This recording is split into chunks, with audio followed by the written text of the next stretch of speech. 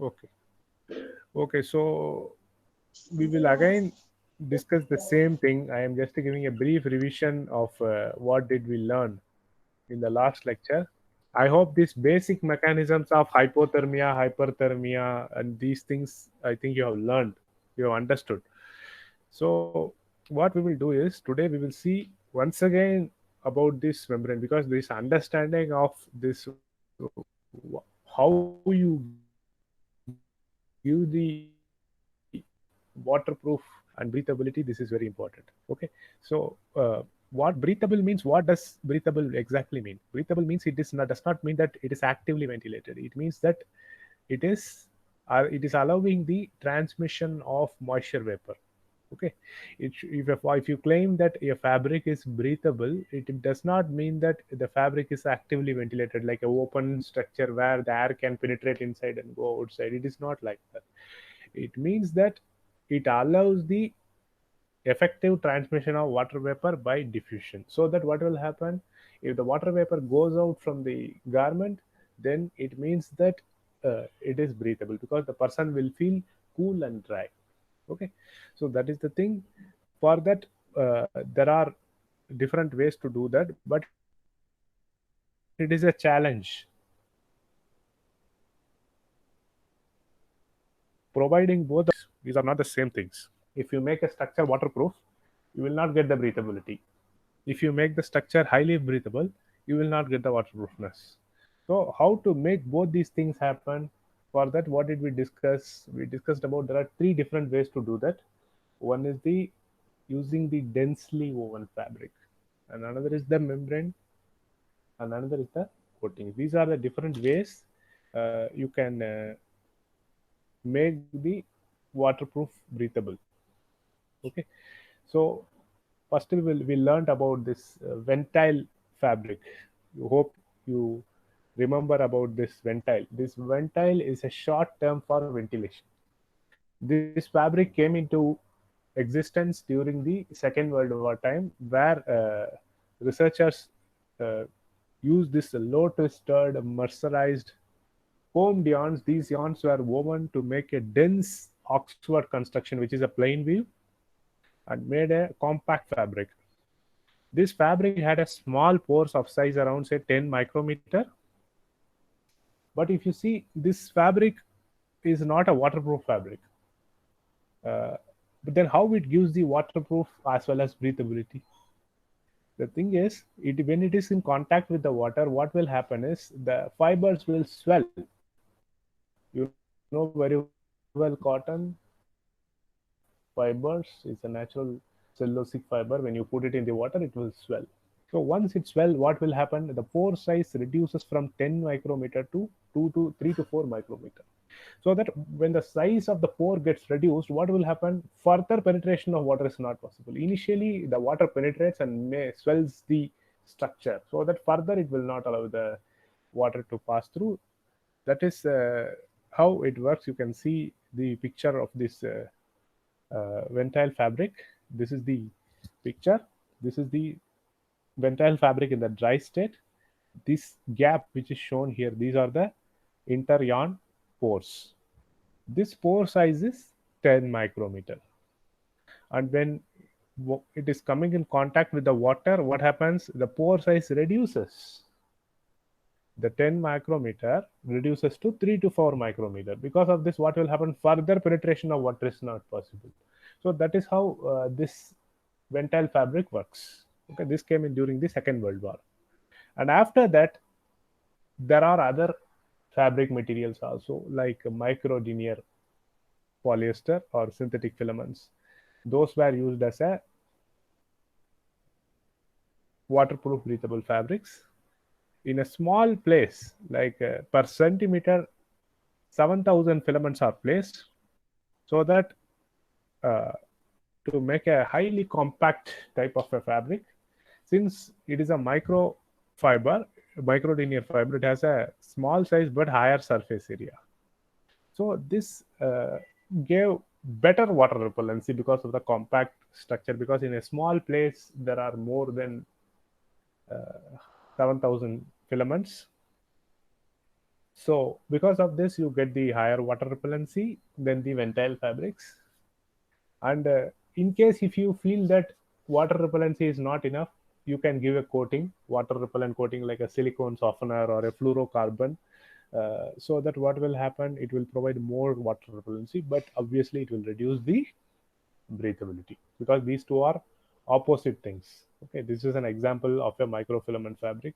You can see here in 1 centimeter, this small gap, there are 7,000 filaments. Okay, so that is how it looks. Then here we learned about the membranes. These are during the 1970s. Okay, so it is the you know very well, the World War took place during the 1939 to 1945. That time this Ventile fabrics came. Then slowly it was replaced with the microlinear filaments. Microlinear filaments was found to be better than this uh, Ventile fabrics. Then after that, membranes was coming into this waterproof breathability. It came around say 1975, 1970. During those times, this use of membranes in the to make the waterproof breathable fabrics, researches were done. Okay. So what are these membranes? These are the extremely thin films, very small thin films, which is made up of a polymeric material. These are engineered in such a way that they have a very high resistance to liquid water penetration, but can allow the water vapor. Okay, so if you see the size of the membrane is very small, around say 10 millimeter thick, and it is normally laminated so that you will get the mechanical strength. Because if you see, if you do not laminate the membrane, what will happen? The membrane will break, because membrane is a fragile material. It is a polymeric material which is fragile. It will break. So in order to provide strength to the membrane, we are just laminating. So that is what we have discussed. So if you see this breathable fabrics which is containing the membrane, this is how the structure looks like. The one which is close to the skin, it is a lining, and the next is the insulation, which is used to give some warmth to the body. And third one which is shown here is the membrane, which is the membrane which you are going to see. And outside one is the DWR, which is the durable water repellent coating, so that when the person uh, from his body the sweat is released, heat through the body heat, this perspiration, if it comes out, it can penetrate inside this lining material, insulation material, and through this membrane it can go out. Okay, so this is the multi-layer fabric construction.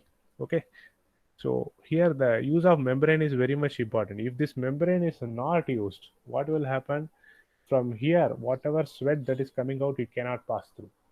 Okay, so that is how the importance of membrane works. So now we will see the popular membranes. That is the one of the popular membrane is the microporous membrane. So this is the first best known membrane, which is the microporous. It was developed by a scientist called W. Gore in the 1976. That is why it is called as a Gore-Tex. So I have already explained you during the last lecture also, whether I don't know whether you have understood. See, this person W. Gore, he used this PTFE membrane, this polytetrafluoroethylene, which is a Teflon, know very well. He used this PTFE, and he was what he was doing is he was just stretching them in the two sides. He was just stretching them in his laboratory, and after stretching them, he just saw this expanded PTFE in the microscope, and in microscope he found that there are plenty of holes in the PTFE membrane. So he was surprised. So why these holes came? It is because the PTFE was expanded. So he made some experiments in the laboratory by pouring some water and checking whether how it is absorbing, and then he found that this membrane is a microporous membrane which contained plenty of holes. it contained in a small place, like per square centimeter, particular square centimeter area, there were 1.4 billion holes. It is a tremendous amount of holes. So what is the use of this hole? This holes, which is a micropore, this hole size is very small, around say 0.022 to 1 micrometer. So if the hole size is very small, what will happen? Even the smallest water droplet cannot go. That is the advantage. The smallest water droplet size is around 100 micrometer. So even the smallest droplet of water cannot go inside. But molecules of water vapor resulting from the sweating, that is from our body, the sweat when it is generated, those water molecule size is much smaller than the actual liquid water droplet. Those size is very less. It is around 40 to 10 power minus 6 micrometer. So that this uh, 40 into 10 power minus 6 micrometer, this particular size, this is lesser than the small size of the micropore. So sweat can easily penetrate inside, but liquid water cannot penetrate inside.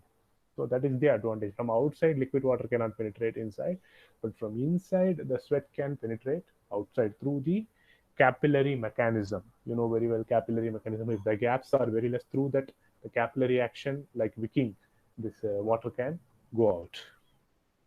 Okay, and this membrane is a hydrophobic membrane, and it is a poromeric membrane. It contains plenty of pores. That is why it is called as a microporous membrane. Okay, so this is one of the greatest invention that came, and it was very useful and used in this uh, waterproof breathable fabrics. So if you see, there are some problems also associated with this uh, microporous membrane, and there are some solutions also for this. If you see this membrane, you know very well, in a small place there are plenty of holes are present, around 1.4 billion holes. So what problem it can give? If there are, in a small place, if there are more number of holes are present, these holes can get contaminated. If you are using these holes, if the structure contains plenty of holes, these holes can be clogged by presence of body oil, dirt, pesticide residue, salt, some residual detergents, and surfactants. So these things can affect the surface of the membrane. So for that, what will happen? The This will reduce the waterproofing and permeability. So that is the reason why these membranes, these are subjected to water repellent treatment. This membrane, in the sense, it is not the actual membrane. The fabric which you are using along with the membrane, because it is a multi-layered fabric construction. So if you want to use a membrane, you need to cover it with a fabric. That fabric is subjected to water repellent treatment. So that what will happen? A mild water repellent treatment is given so that the pores will not get closed. So that what will happen? The membrane can continuously give its performance. So for that reason, what we do is, normally we just give cover this membrane with the fabric, so that that fabric is coated with the water repellent. Okay, otherwise what we can do is, we can just use a polyurethane, hydrophilic polyurethane, as a cover, a layer, so that what will happen, that will prevent the contamination. Okay, so that is the thing which we have discussed in the last lecture. Once again, I will show the same video for your better understanding how this Gore-Tex works. You can just see this video for inspiration.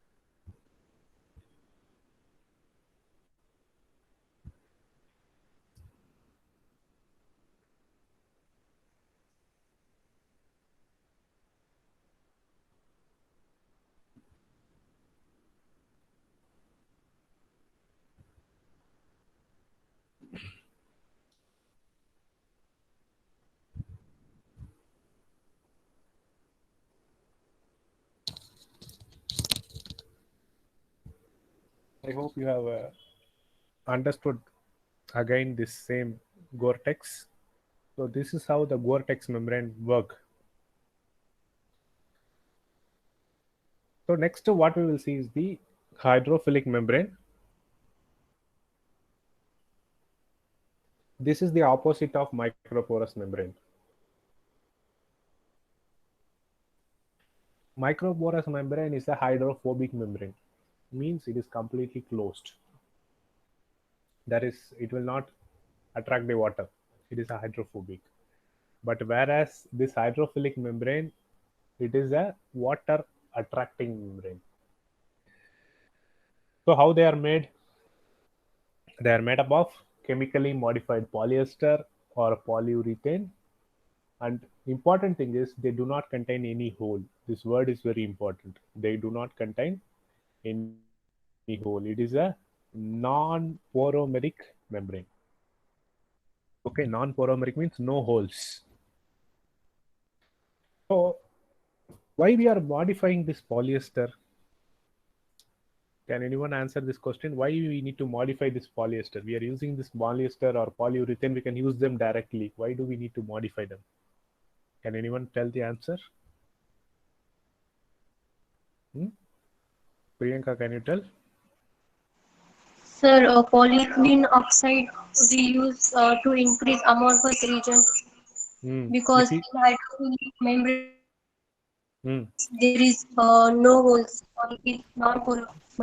yes, good. So this hydrophilic membrane, before the development of membrane, there is only a polyester or polyurethane. This polyester or polyurethane, you know very well, they do not contain amorphous regions present. Polyester has a very less amorphous region, and polyurethane is a rubber which is which does not contain. It is a very solid type of a rubber. It does not contain amorphous regions like cotton.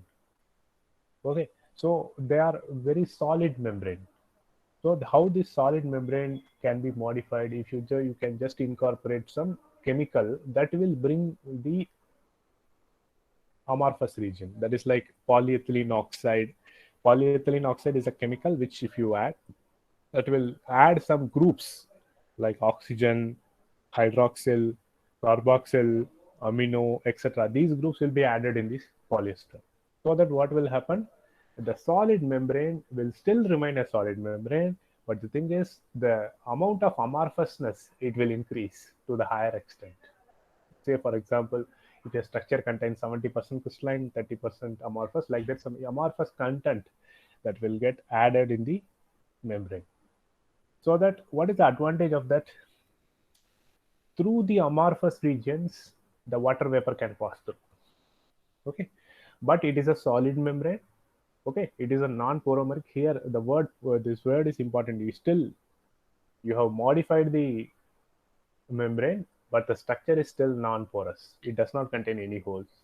Okay, so then how if this membrane is used in the garment, how the sweat goes out, that we need to understand. Okay, so if you see, this is the structure of a hydrophilic polymer or a membrane, and you can see this is the crystalline region present in them, and here there is an amorphous region. So if the person is wearing a garment that contains this particular hydrophilic membrane, and this is the human skin which is close to this hydrophilic membrane, this human skin continuously produces drops of sweat throughout the body. So that sweat, what it will do is it will get attracted to the amorphous region. Okay, this amorphous region contains water loving groups, that is hydroxyl, carboxyl, amino, oxygen. These groups come from the polyethylene oxide, because you have added this polyethylene oxide. So these groups have attraction to the water molecules, that is the sweat. So that what will happen? Do you know very well about this amorphous region? These are the soft regions which are not ordered. There is some free volume present in that. Through that free volume, this sweat will get absorbed, and then it will get diffused, and then it will get dissolved outside. That is how these membranes work. Okay, So here, the thing is, it will still remain a solid membrane. After you add the polyethylene oxide, it will not become poromeric. The pores will never come here. But because of the presence of amorphous regions, the vapor, which is a sweat vapor, can easily get adsorbed. Okay, it is an adsorption, then diffusion, then desorption that is going out. So this is how this hydrophilic membranes work. Okay, but then if this has amorphous regions, then it should attract water also, liquid water also. Liquid water cannot be attracted, so that is the beauty of this membrane. Because you see, the liquid water, when if a surface wants to get wetter, for that it should have the higher energy affinity. That higher energy affinity is not there in this membrane, so it has a lower energy affinity for the uh, water molecules. So because of that, what will happen? It will not allow the water droplet to penetrate inside, but it will allow the very small size water vapor to adsorb, diffuse, and then dissolve. Okay, so this is we discussed in the last lecture. Then what did we discuss? We started to discuss about this one more hydrophilic membrane, which is the Sympatex, that we will see once again for your better understanding. So if you see, this Sympatex is one of the popular type of a fabric that is branded as a waterproof, breathable. It is produced by a German company called Sympatex Technologies GmbH before 30 years back, 35 years back, 1986. This fabric, it is a multi-layered fabric which is a waterproof, uh, windproof, and breathable membrane. These are laminated inside the structure. You sandwich them like a 3-layer or a 4-layer laminate. And this Sympatex fabric, it is an example for a hydrophilic membrane. Okay, Sympatex is a hydrophilic membrane. So that this Sympatex, what is the advantage? It has a greater durability. There is not a problem like a contamination problem because of the small holes which are present in the microporous membrane. That holes are getting affected and you have to use some water repellent coating. That kind of problem is not there. So it is a greater durable, and also it has a good abrasion resistance, so that from outside to inside the membrane does not get easily affected. So if you see, the Sympatex is also a hydrophilic membrane, and that also contains a membrane which is made up of a hydrophilic polyether ester block core polymer. Okay, it is a membrane which is made up of a ether ester combination. Okay, ether and then ester. Okay, so what is this ether and ester? Here, the polyester, you know very well, polyester fiber by itself, the polymer has a higher strength.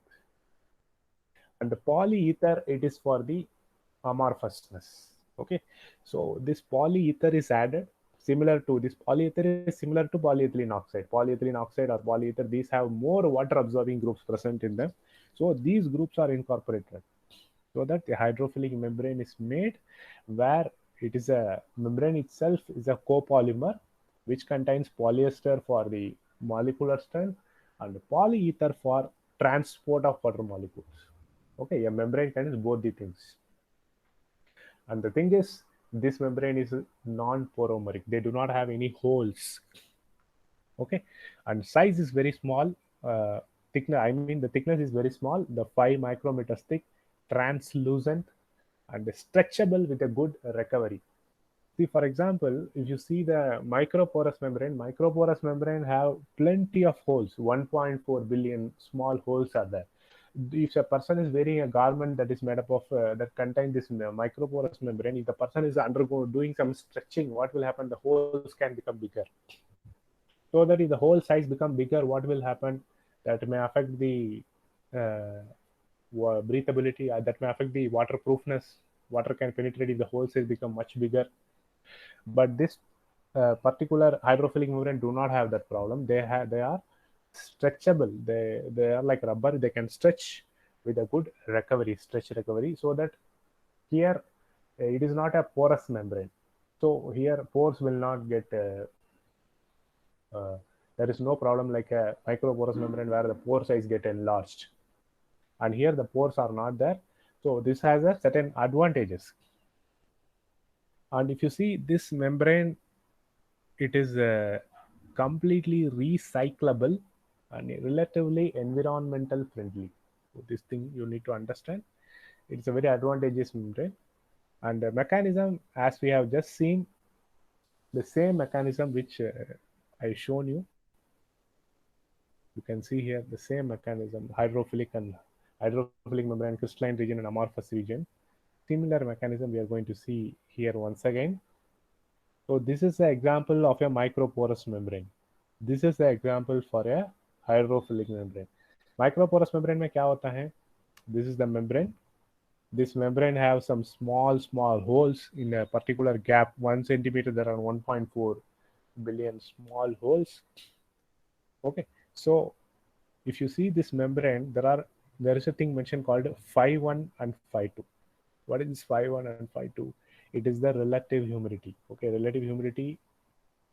This phi 1 is the relative humidity in between the skin and the garment. Okay, this is the skin. Okay, this is the human skin. You can see here. This is the human skin. From the human skin, the sweat is produced and it goes out. This is the relative humidity between the uh, skin and the human body, and this is the outside relative humidity. Okay, so in the normal situation, if you see, um, what will happen if the outside environment has a lesser humidity, and inside the human body, if the humidity is much higher, what will happen? The water vapor, whenever it is condensed, that can go out, that can go inside these pores through the capillary action. Okay, so this is how it works. Because of the small pore size, the sweat vapor can penetrate inside. But from outside, the water vapor cannot go. Sorry, water cannot penetrate. If a person is wearing a jacket that is made up of a microporous membrane, water will not penetrate inside, because this pore size is so small, it can allow only vapor. It will not allow the liquid water. Okay, that is why you can see a small droplet here which is resting on the surface. It will not go inside. Okay, so that is the advantage. So this is the capillary transfer mechanism for the microporous membrane. But for here, this is the hydrophilic membrane. In this membrane, if you see, uh, there is no capillary transfer mechanism. Here, the mechanism is completely different. Here, it contains both the hydrophilic as well as the hydrophobic region. Okay, this is the here. What is the hydrophobic region? It is the crystalline region, and hydrophilic region, it is the amorphous region. Okay, so when the body continuously produces the sweat, and if the humidity here it is higher inside this between the skin and the human body, if the vapor continuously, a person is doing some activity and the sweat is very high, so what will happen? This vapor, whatever moisture, sweat vapor that is coming, it will get absorbed in the amorphous region because of the presence of water loving groups, that is oxygen, OH, NH2, CO. In these groups, uh, there are some free volume is there. Through that free volume, this will get absorbed and it will diffuse inside, and then it will dissolve outside. But from outside, no liquid water can penetrate inside because of the very low surface energy. The surface has a very low surface energy to allow the energy affinity is very low to allow the water to pass through. But the moisture vapor which is generated, the sweat vapor can go outside. Okay, so that is the understanding between these two. So just to watch this video for getting inspired from the Sympatex fabric.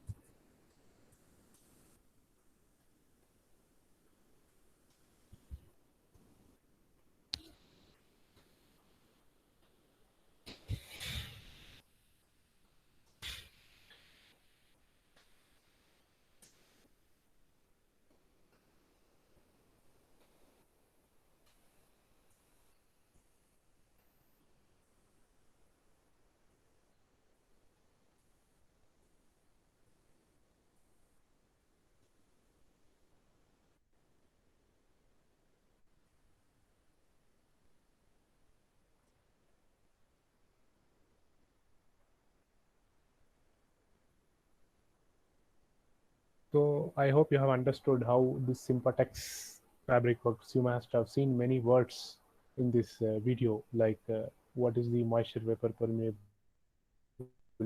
how much moisture it can transmit, how much values, some values you may have seen, how much is the resistance, water vapor transmission, what is the moisture vapor transmission rate, those words you have seen.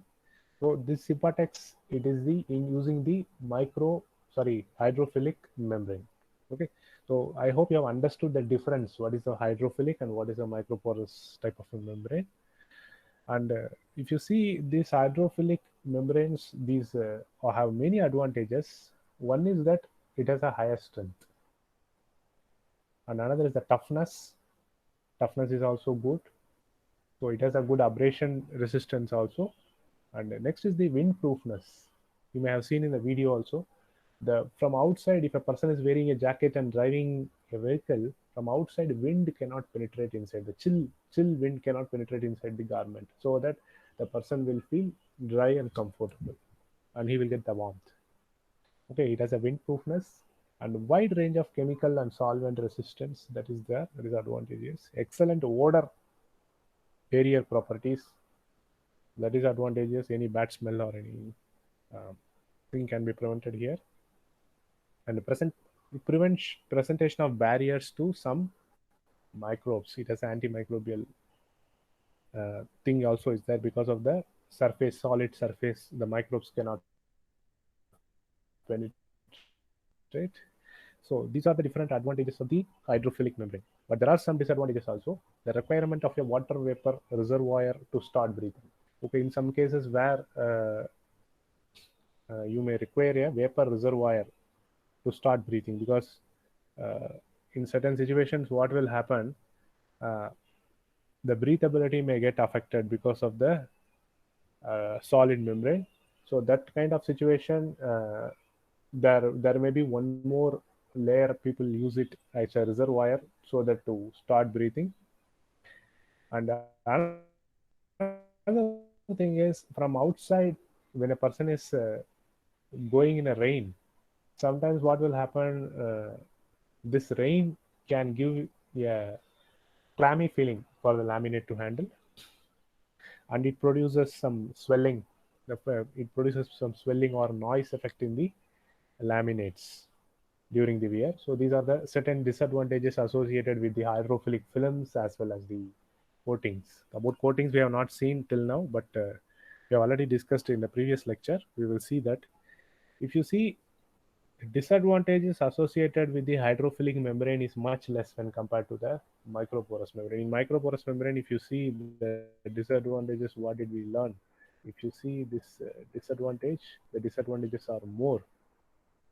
There are contamination problems. For that, you have to take care of them, and if you stretch them, there is a problem, and you have to use a water repellent coating. So these problems are there with the microporous membrane, and here that those problems are not there.